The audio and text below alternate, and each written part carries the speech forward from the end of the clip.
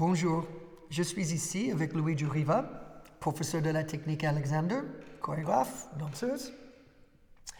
Et je voulais te parler un petit peu, Luigi, aujourd'hui des choses que moi je vois dans les cours de danse et j'ai fait de mon mieux de les corriger et peut-être tu pourrais me donner quelques astuces, quelques idées.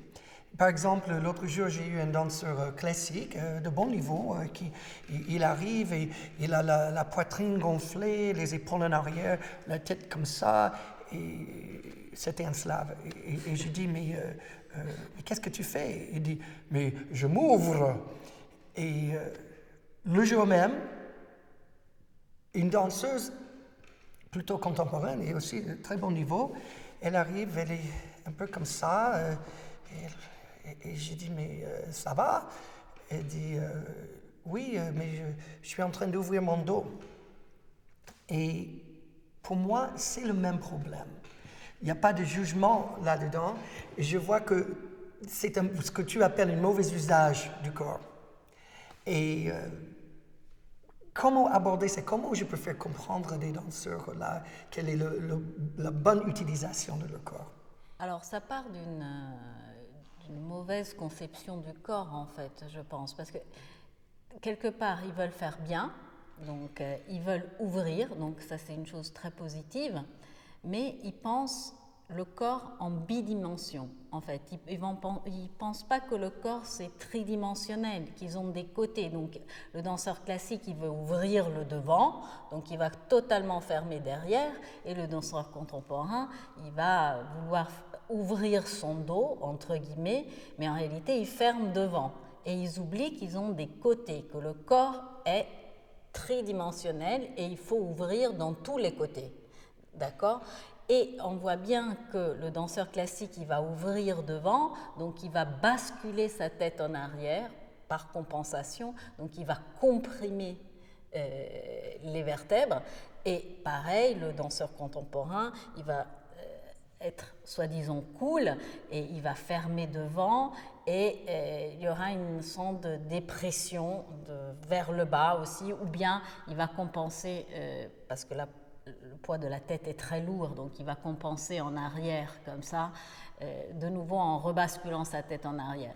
Donc si on veut rester dans l'Alexander et surtout pour avoir un mouvement efficace, il faut penser à la tête qui va vers le haut et vers l'avant et à ouvrir à 360 degrés.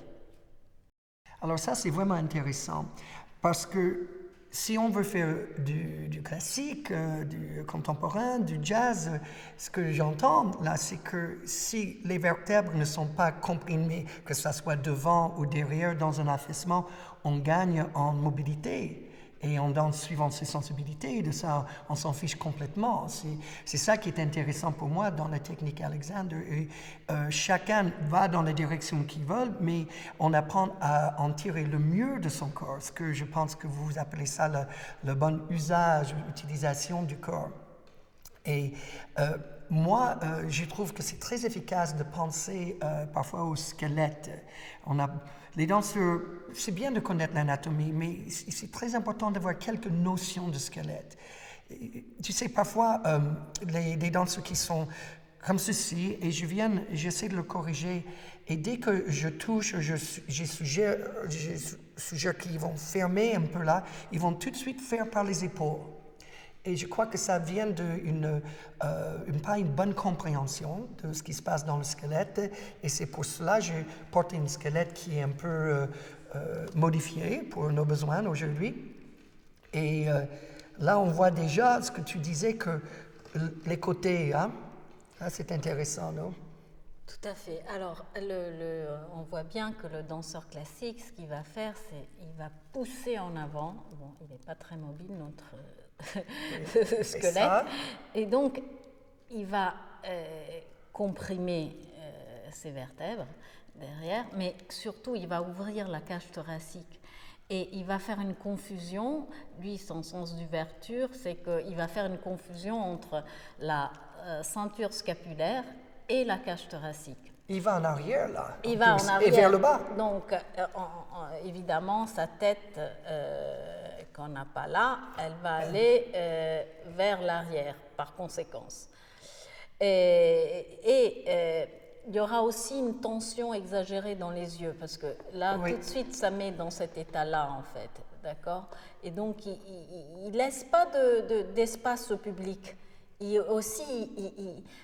Quand tu donnes la main à quelqu'un, donne-moi la main, tu ne vas pas faire ça. Ah oui, ça fait fuir. Voilà, ça fait fuir. Alors, quand tu donnes la main, tu restes dans ton dos, tu laisses de l'espace. Je viens avec toi, je partage ça avec toi. Oui, tu me donnes la possibilité d'aller vers toi, en fait. Voilà, mais si je fais ça... Tu m'imposes ta présence. Voilà. Et moi, je recule. Voilà. Donc, et le danseur contemporain, ce qu'il va faire, il va faire un peu légèrement ça. D'accord? Il va un peu comprimer là.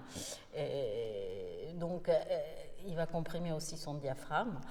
Oui, la respiration est fortement touchée. Est touchée et aussi... il manquera de direction dans le haut. Et de mobilité. Et de mobilité. Alors, évidemment, là, on ne veut blesser ni les danseurs contemporains, ni les danseurs classiques, parce que là, on parle de caricature, évidemment. Oui, on parle de caricature.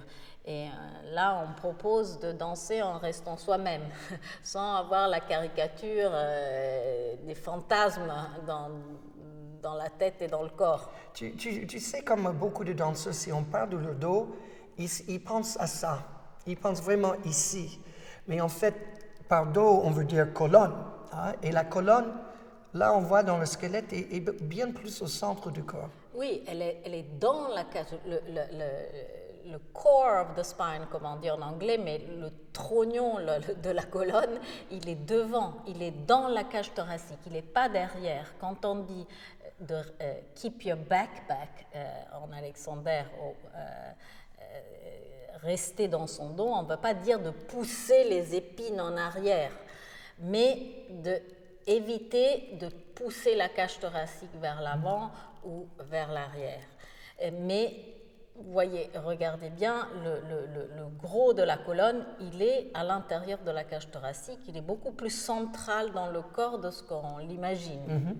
Moi, j'aime bien utiliser des images dans la danse et j'en ai trouvé quelques-unes qui sont efficaces suivant la personne, parce que ça dépend toujours du vécu, la sensibilité. Mais quand je demande à des danseurs d'embrasser un arbre, je pense à un arbre grand comme l'arbre de la vie, Avatar. Cet arbre tellement grand, il y a cette petite sensation d'être à l'intérieur ici, cet espace dont tu nous parles là, plutôt qu'on n'embrasse pas l'arbre comme ça. Tu es d'accord avec cette image? Oui, je suis tout à fait d'accord. Et ça donne justement cette liberté, je pense. Oui. Le fait de rester chez soi tout en ouvrant au monde. Oui. Parce que l'autre jour, on discutait et tu me disais des danseurs qui sont comme ça en danse. En fait, ils sont victimes un peu de mouvement. Ils subissent le mouvement plutôt d'être à l'intérieur et pouvoir faire les mouvements qu'ils veulent faire. Tout à fait. On voit, pour moi, un danseur qui est comme ça, c'est une victime.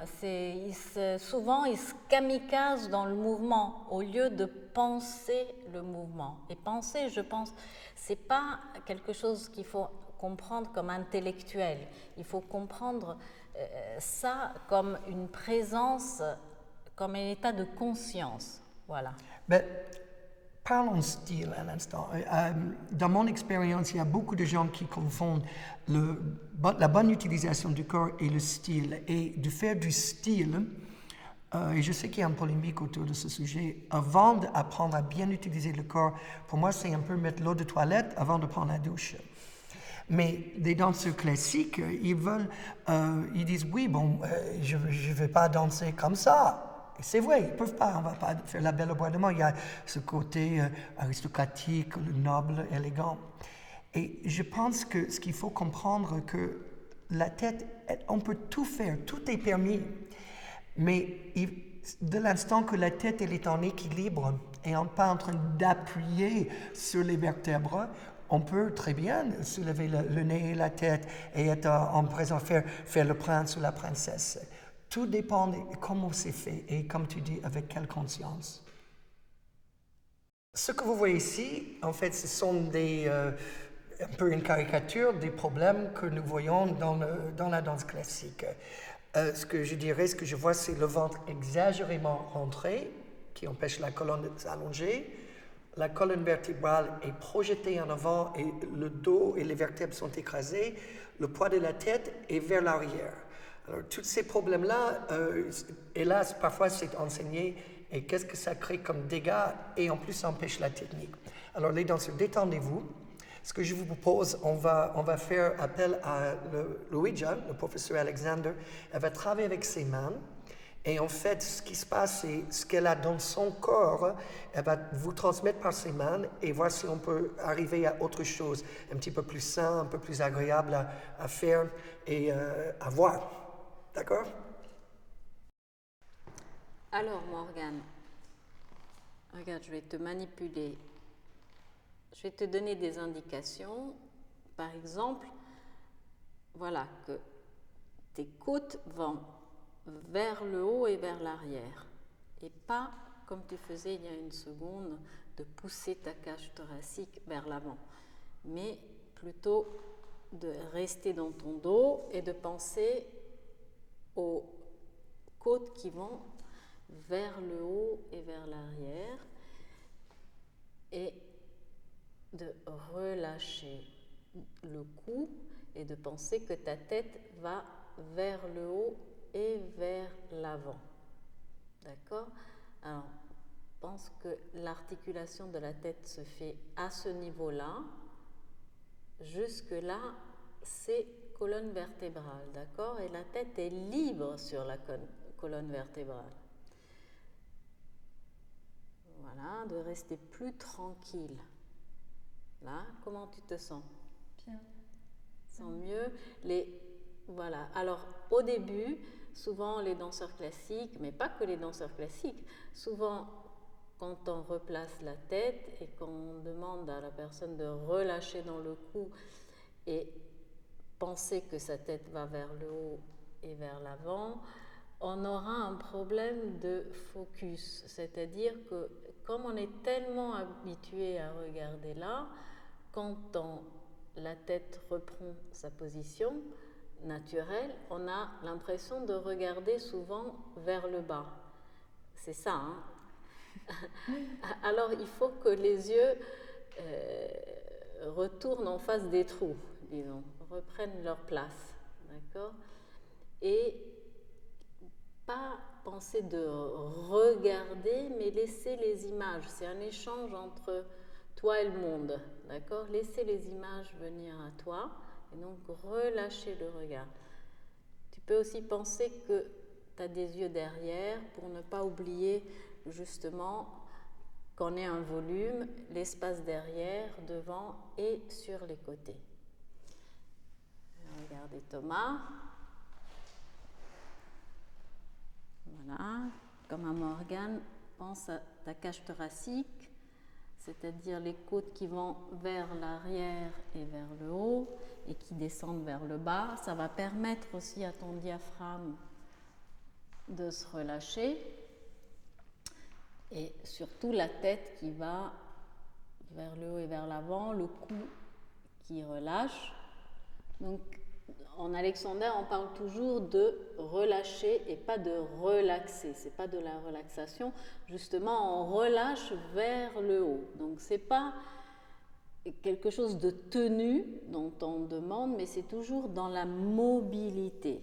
Alors, juste pour vous remontrer quelque chose, c'est-à-dire que quand il faisait la mauvaise position, quand il pousse sa cage thoracique vers l'avant, et il y a souvent cette idée d'ouvrir, et donc qu'est-ce qu'ils font les danseurs? Ils vont fermer leur omoplate en pensant que ça sert à l'ouverture. Et justement, c'est tout le contraire qu'il faut penser, mais à éloigner, à ouvrir, à penser aux directions vers l'extérieur. Comme dans L'homme de Léonard, je ne sais pas si vous voyez cette image qui est très très connue. Et donc de penser à cette idée de relâcher vers le haut et relâcher la langue, relâcher la mâchoire et relâcher le cou pour permettre à ces bonnes directions de fonctionner et d'être libre dans le mouvement. Merci beaucoup, Louisa, pour ton aide, pour tes idées. Et merci aussi à vous, les danseurs, Morgane et Thomas. Merci à vous. Prenez ces idées, jouez avec. Je vous souhaite tous bonne continuation et rendez-vous très bientôt pour d'autres vidéos.